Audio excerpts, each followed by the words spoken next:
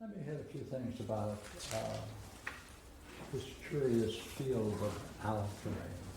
Oh. Okay? And therefore, I'm going to ignore it. Okay? Also, right? It's only appropriate.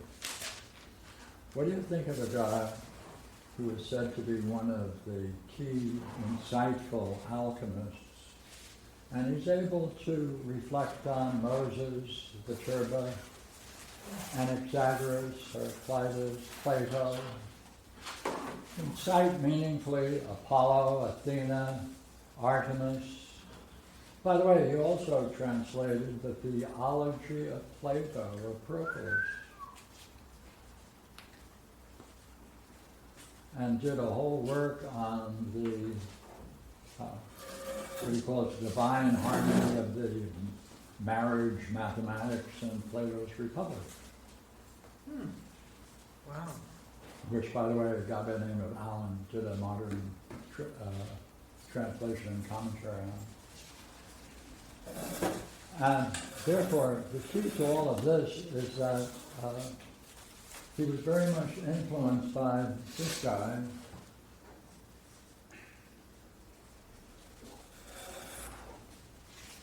Dionysius, who of course today we call pseudo-Dionysius.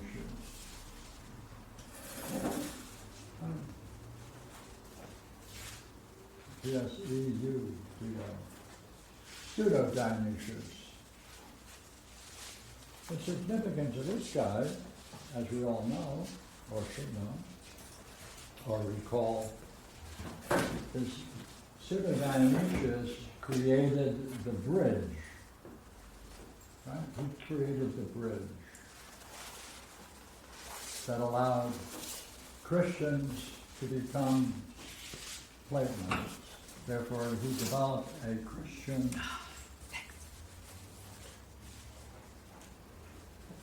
Platonic system.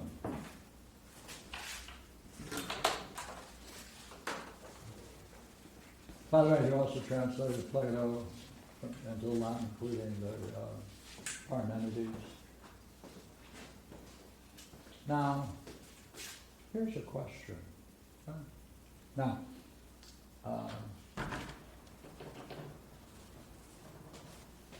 what do you think of someone who can bring all of this together and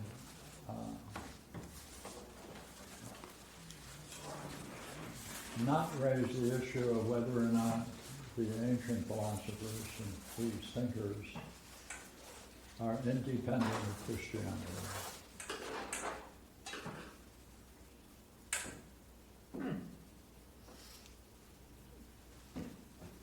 Because Pseudo-Dionysius, he's the guy who was a student of Proclus, and he took Platonic metaphysics and cast it into his own language, and that created a bridge, since he appeared, in terms of internally and what he was writing, to have been a follower of Paul. And therefore, for hundreds of years, many people took him as a basic source of Christianity, since Dionysius was said to have been present at the crucifixion, and no one else was in recorded history. So he also made that claim. So like he was the wise man following Paul in his conversions throughout the Near East, but apparently Dionysius, who was a great metaphysician and has the honor of being called the wise man.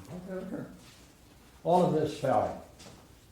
Right? Now he's just Dionysius the Areopagite, which is what they called him, but now his works are no longer studied. Here's a question for you. Now along comes a kind of thought, alchemy. It's all in symbols.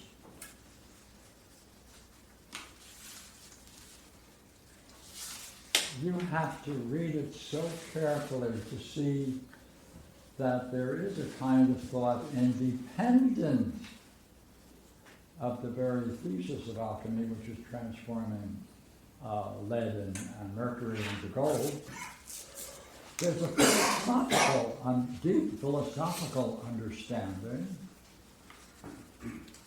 which continues this whole tradition. That is to say, it's continuing what our good friend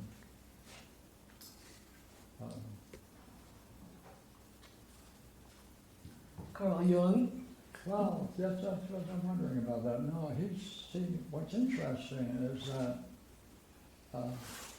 Ficino was a churchman. He was a priest, and he was a great musician, but essentially he was a translator of most of these things.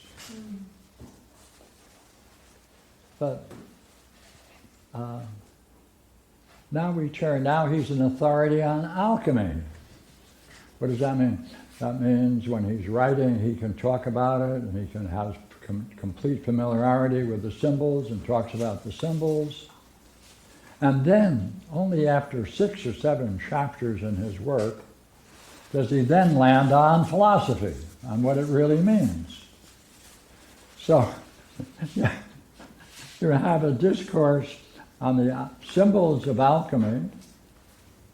It covers 1, 2, 3, 4, 5, 6. It's only then that he comes in and talks about the philosophical. And this is what he talks about, all of these names, all the Greek philosophers. But you know what? What are the questions we want to know? We want to know how he could be both a Christian and a Platonist, or at least present that as a problem throughout these writings. Or how did he reconcile the two? Well, he did that through Dionysius. But there already was a great battle within the church about whether Dionysius was genuine or not. Right, because he quotes certain things in church history that comes several hundred years after the birth of Jesus and Paul, and therefore there's a good possibility that since he knew those things, he must have known about them, and therefore he was later than those authors. Okay, look here. Why all of this obscurity? Look here, look at all this work. All of this is studying these symbols and what they might represent. Then in chapter 7 and 8, he drops it and talks about philosophy. Now, the way he talks about it is just as obscure as his understanding of the relationship of Christianity and Plato. What does that mean? As we look at what he writes about alchemy in 7 and 8, the whole thing shows a key understanding of these thinkers and players, yet that does not raise the most important question: can it exist? Can alchemy exist without? Now, all of these are brought together. There's really the Platonic tradition.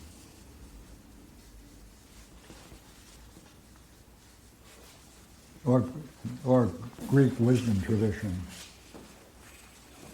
So the real question is, since he never concludes with any kind of certainty about the relationship between alchemy and this wisdom tradition, this is all vague. Yet he appears to be making many points. Here, he talks about these people, makes many points, yet makes no conclusion.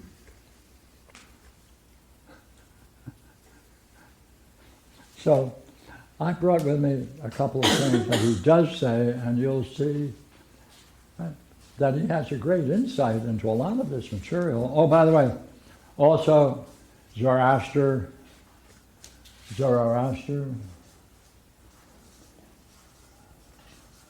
right? And he knows Avicenna, he knows Al-Ghazali, the the Islamic philosophers.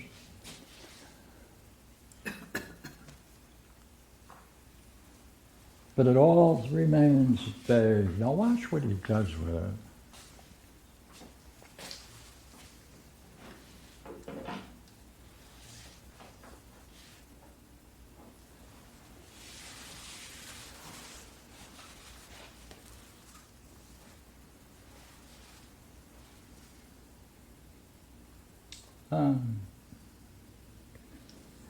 See, the big problem is nature and reality.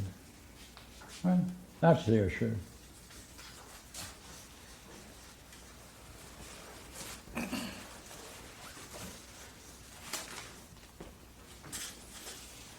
And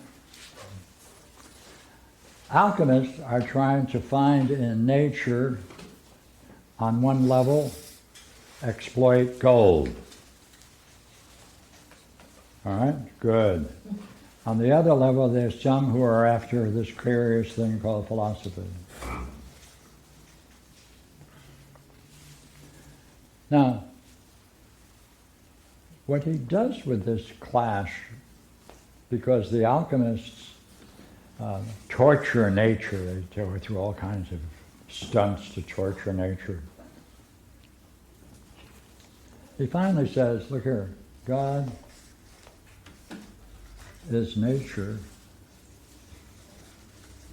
Nature is God.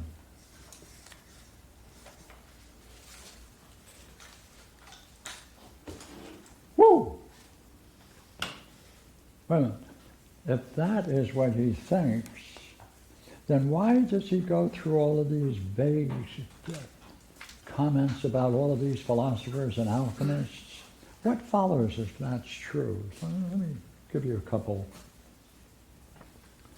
Could you give us the page, Pierre? Yeah, 111.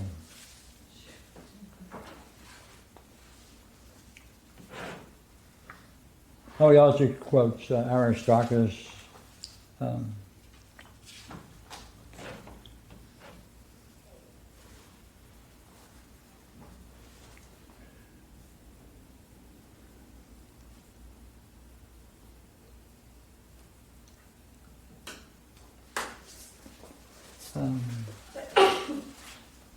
Then, out upon Aristarchus, who blushes not to profess himself an interpreter of divine writings, and yet feareth not with his most impudent writings that God has conferred on this world nothing more magnificent and more sublime.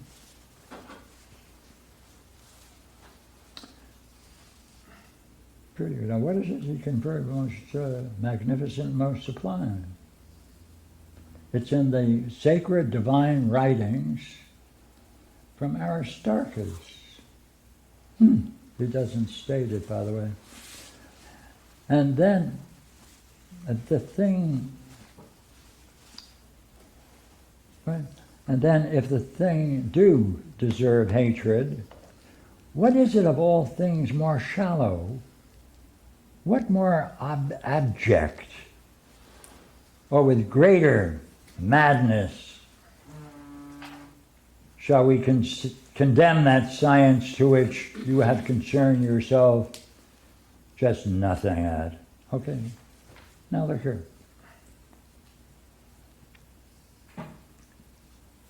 The counselor also babbles and chokes, and pettifoggers of the law. These are the greatest haters of philosophy, who with hammer and venal tongue coin themselves money out of the tears of the miserable.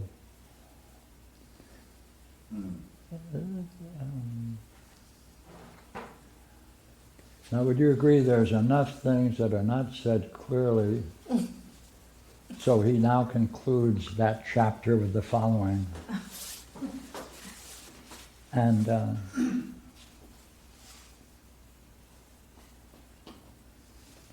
I have made the choice of this stone of the philosophers familiar to me, and I have often called it the holy Minerva, Athena, and the greatest pearl of all occult philosophy, or the magic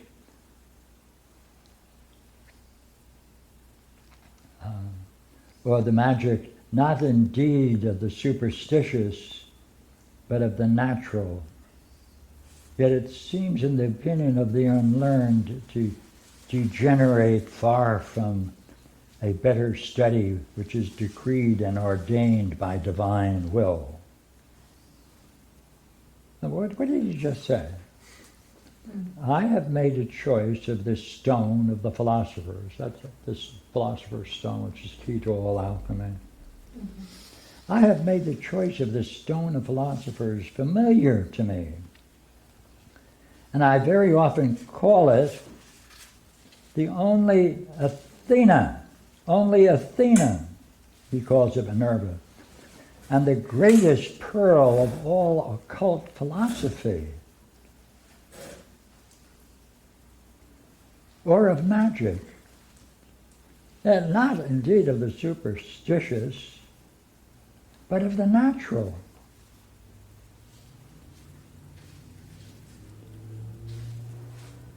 Curious? Now watch. Now we're in chapter 8.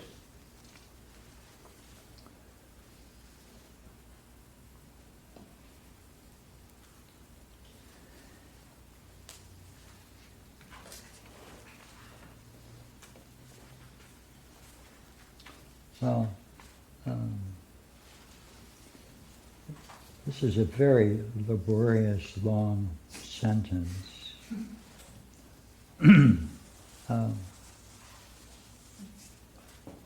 But it does show that now he's treating alchemy as philosophy.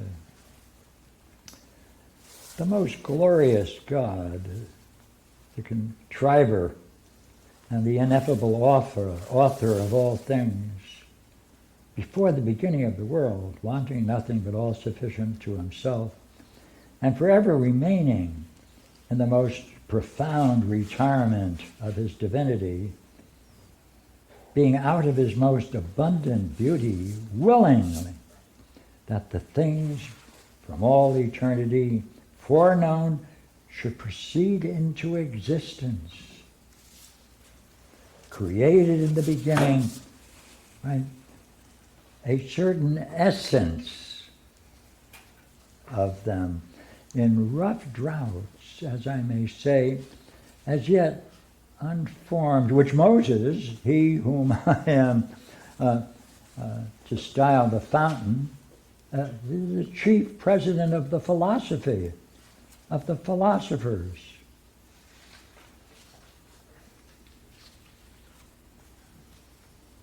Now this is rather curious. And he contrasts that with Anaxagoras. Well, I won't bother, I'll just skip that. Here he says now, I'm going to go from Anaxagoras. Well, I'll quote a couple of nice things about what he says. But God fills up all things, and there is not anything where he is not. And we therefore understand within all things, but not included without all things, but excluded, and thereon to be the interior, that by his uncircumscribed magnitude he may include all things. Therefore, St. Denis, which of course is our good friend Dionysius, all things may be affirmed of God, since he's the author and the governor On the contrary, that all things are more truly denied of him, since he is nothing of those things which he created, which seems to me to be more acceptable and more certain as well by the variable course of the world. As for the unsearchable abyss of his most exalted divinity, for God has placed the greatest distance between him and created things. But God is truly immense, ineffable, not to be discovered, not to be understood above all imagination, above all thought, unless all understanding, above all essence, unnameable, to be by silence alone proclaimed in the heart, the most powerful and the most wise, the most element, the Father. Amen. Then he has a good one from Pythagoras. The mystery and strength of numbers, right? I easily believe the Pythagorean knew very well, who called one number Athena, another Artemis, another the father, another the mother, and finally one male and the other female. And those who had the greatest knowledge of the numerical science applied the monads, the united to God the Creator.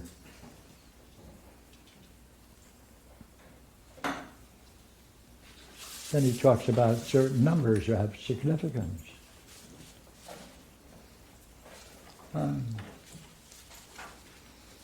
The God of all things are in God. Look, watch this.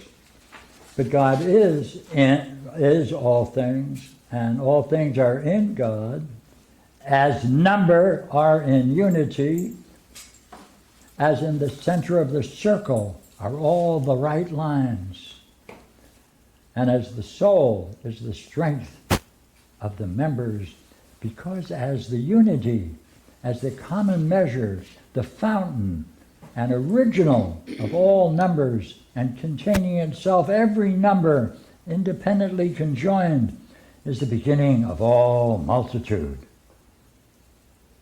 But guileless of all multitudes, he's always the same, immutable. And in like manner are created things towards the Creator. Hey, as an individual soul, the ruler of the body and the whole presence of the whole body and every part of it. So God is everywhere in this world and fills and governs and perpetually preserves it by virtue which he daily infuses liberally into created things out of the eternal fountain of his Spirit. From hence we rightly, by a certain similitude of the soul, do call the God of nature, or the power of God, by which he maintains all things. A soul, therefore, is in the middle. Nature, the soul, and the world.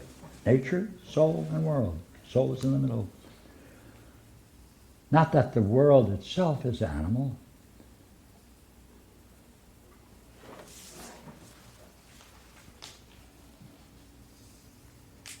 Look, this whole thing is an exploration of the kind of thought which is suited to Dionysius and these philosophers. How does it relate to alchemy? Goes on for pages. Is that Ficino you're reading? Yeah. This is in the section on Ficino. This is Ficino's essay. Right. Right. Okay? Mm-hmm. It relates to alchemy in the way that he's talking about the eternal essence. And so Pardon? he's trying to describe a state of mind of eternal essence Oh. and how it can be present and yet like not present. And he's basically taking like what seems like Proclus and Pseudo-Dionysius and the Timaeus and just putting some Christian right. terms in there. Yeah. And so This whole thing is filled with it. And he's even going to go into Proclus's commentary on the Parmenides, and he's going to pull that in a very beautiful way on numbers and proportions. But this is supposed to be a work on alchemy. Have you noticed there's no Right. reference to it? Yeah, and you'd think alchemy would be going from the more base to the more ineffable. But here he's talking about be ineffable producing, Yeah. he's going in the other direction. He's turning around. He says, we're not going to do that other way. Right. He's going from the high to the low, not the low to the high. So, here we go.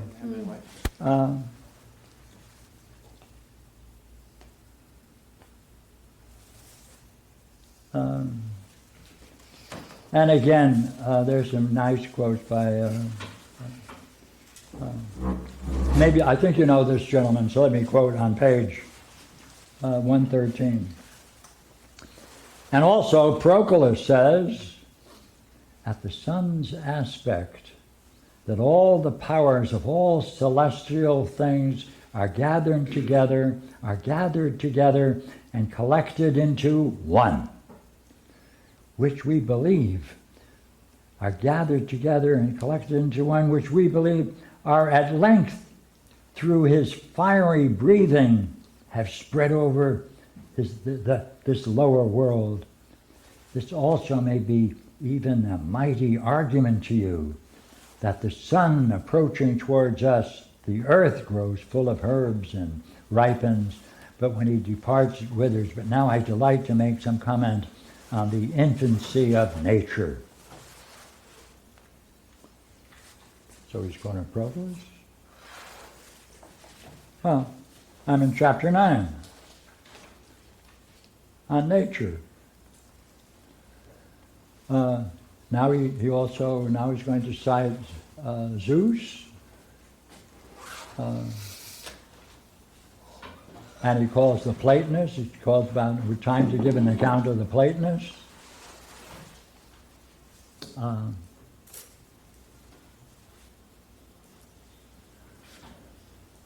And Democritus, by the way. Moreover, that a god or certain soul presided over everything, and that all things were full of gods, was the opinion of Democritus and Orpheus and many of the Pythagoreans, to whom they ordained divine honors. And to the same they dedicated prayers and sacrifice and revered them with diverse sorts of worship. Besides, they reduced all such souls into one soul of the world. They likewise referred all the gods unto one, Zeus. This Aristotle and Aristotelians, Theophrastus, right? Then he mentions the Arabic philosophers. This the Stoics and all the Peripatetics do confess, and with their utmost power have endeavored to prove.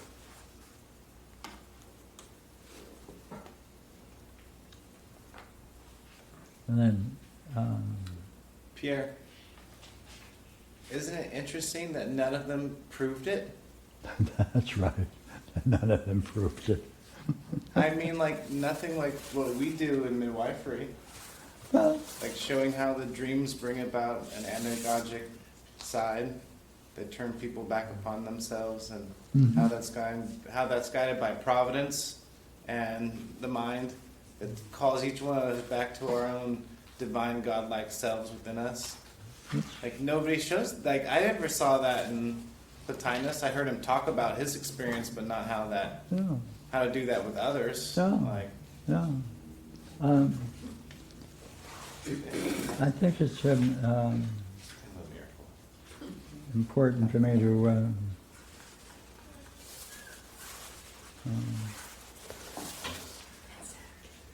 yeah. Anytime two of us run into each other.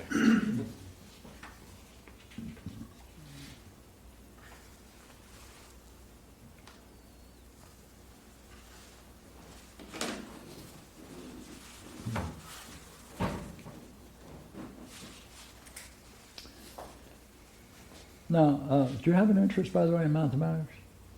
Me? Yeah. A little. Well, I'll give you a little bit of number third from Ficino, all right? And he's quoting Capella, he did a work on arithmetic. He's one of the Platonists. When going to salute Zeus, she with her fingers folded down into them made up 710 and 7 numbers, whatever. Okay, hold it. But what the most important, but what that most noble number means, right, 710 and 7, what that most noble number means, and its division into members, the arithmetician knows, not he who inquires into the mercantile way of numbering, but into proportions.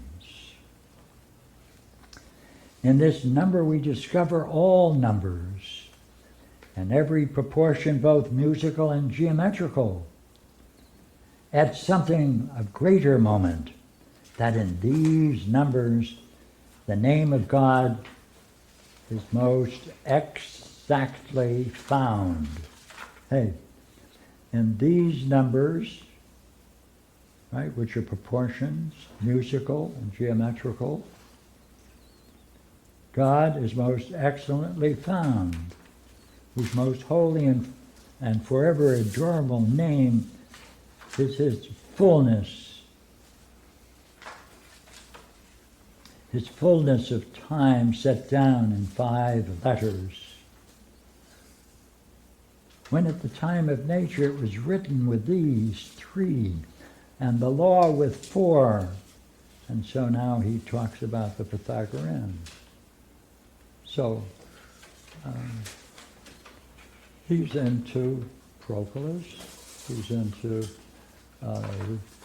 second hypothesis of the Parmenides, because that's where he talks about numbers and proportion and musical proportions and geometrical proportions. They're the mean analogies that we all know so well out of the second hypothesis.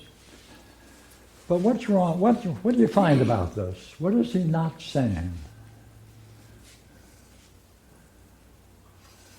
How to reconcile what he's saying with the faith? Or whether you need faith. He's saying, this is what he understands to be what's going on in alchemy.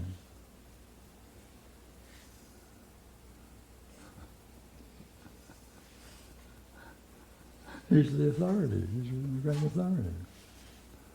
How was he not killed? So going back, alchemy itself makes many points. They're all vague, convoluted, carefully chosen, circumspect, right? Just like his own statements dealing with all of these thinkers. Well, this is during the great clash in Europe of Reformation and Counter-Reformation that was going on and causing so much blood throughout Europe. So these people had to be very careful about what they say that might be called heretical. Right. And he's being very careful, but yet he's announcing it, isn't he? In part. So I've always wondered, what did people at his time think about his writings when they had the same material in front of them and they're trying to figure out alchemy? They have his thesis. I believe they would be puzzled. Now, are those Ficino's translations that he's working from? Yes. Okay, so he's Yeah. got his own thing going here. Yeah, well, because he was the first translator of Plato into European language. Yeah. Because he's the first translator into Latin of all of Plato's dialogues. And Proclus, and Pseudo-Dionysius, right?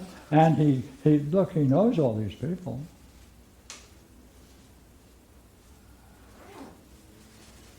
So, What page was that last quote from, the mathematical one here? 112. Thank you. I have a question. You know, it dawned on me tonight that when reading about the mysteries, it seems like there's two kind of strains. There's the Bacchic and there's the Dionysian. And it seems like this whole alchemical stuff is going with the Dionysian and nature and numbers, and the Bacchic tradition is different. I've heard that theory. And so, I don't buy the assumption of that kind of division, but I can. okay. Because we're talking in Proclus now about the bound and the division of the two, and But whether thinking- yeah, okay, I don't, yeah, make your point. and so it just seems like it's just another example of, What would show each of those two? well, I would think the bound would be, it seems like the bound is more the structure and the like nature, and the infinity would be more the infinite continuation Yeah, but and that's- power. That's true, but you were going And you were going to relate it to the two figures you used a moment ago, Bacchian and right, and so Dionysian. it seems like, Which one? Would Dionysian would be the power or the unlimited? no, the Dionysian would be the bounded and nature and more empirical, and ultimately, I don't, like, it seems like they're stuck in the world of the empirical with all, like, there's no ineffability in what you're reading, it's all stuff. And that seems Dionysian. So it's just a kind of a hypothesis I'm working on. I don't mind. So I need to go back and look at the No, Bacchic no. and see. Hey, that's a good beginning, good division. I just wanted to bring this up and say, in the end, you know, it's piecemeal philosophy, summarized well, without conclusions that are definitive. That's for sure. And therefore, it's time for me to get a cup of coffee and do some dream work. I think that's right. Julie, Yeah. isn't the part that God's not comprehensible by any of the parts? Yes. Isn't that?